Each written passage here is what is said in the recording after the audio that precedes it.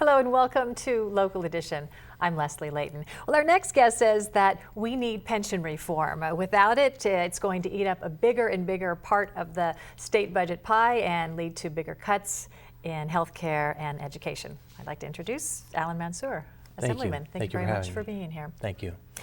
Describe the condition of pension reform obligations, pension obligations right now, and why we need reform in your eyes.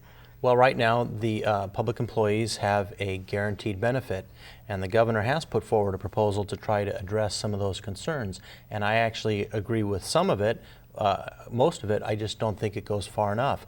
And one of the things that he wants to address, or one of the ways he wants to address it, is to have a hybrid of defined benefit, defined contribution.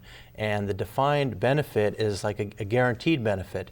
You pay a certain amount, but regardless of what the earnings are in the market, you're guaranteed to have a set amount. And compare that with a defined contribution where you put money in an investment like an IRA, and the market goes up and down, and whatever you earn, that's what you make. So private sector, you're lucky if you have an IRA or a defined contribution. But public sector has a guaranteed return. The governor has suggested putting a hybrid forward, and I support that. But keep in mind, that's for new hires only. We also need to address the short term. One of the other things that public employees can do is what's called purchasing airtime. Say you have 20 years on and you want to retire, but you want to beef that up a little bit, you can purchase 5 years of credit time. But the problem again is the taxpayer's on the hook if you don't make enough money in earnings. Okay, so what you're saying is right now a public employee, to earn their pension, they don't really have to put any of their own money in. No, they do. Put some in most cases. All right, but they're guaranteed they're going to get a return on their money, a specific return. Absolutely, and if there's insufficient earnings, the taxpayer has to make up the difference. That's what's causing a lot of the unfunded liability, that are coming through. Yes. Now, how big a piece of the pie is this unfunded obligation in the form of pension? I don't have a percentage. It is going up. Pension reform is not going to solve all of our problems. We still need welfare reform, regulatory reform. There are many things that can be addressed, but that is one part of it. But also what needs to happen is I think this needs to go before the voters, because anything the legislature does can be undone in the next session. So it needs to be solid reform and go before the voters.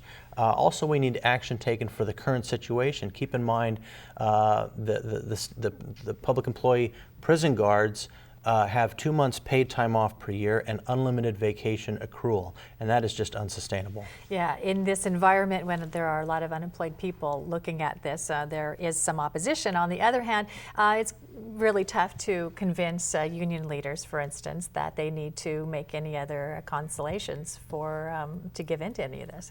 Well, and I think that's why the public, the taxpayers, need to speak up and let their elected representatives know that they want pension reform and other types of reform as well, so that we can keep funding for education intact, so we can keep funding for the truly needy and also our infrastructure. Okay, so the governor has his 12-point plan. Are there any points that you would like to add to his plan?